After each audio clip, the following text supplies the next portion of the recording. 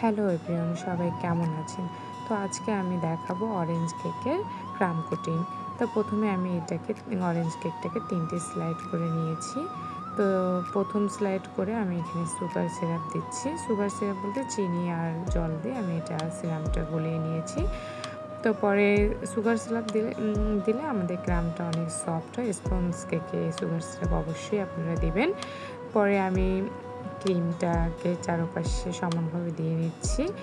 তা এইভাবে আমি 3টা স্লাইডে ক্রিম, সুগার সিরাপ দিয়ে পুরা কেকটা আমি কভার করব। তা যখন আমার পুরো কেকটা কভার হয়ে যাবে, আমি উপরেও কিছুটা ক্রিম দিয়ে চারপাশে ক্রাম কোটিং করে দিয়ে ফ্রিজে আধা ঘন্টার জন্য সেট করব।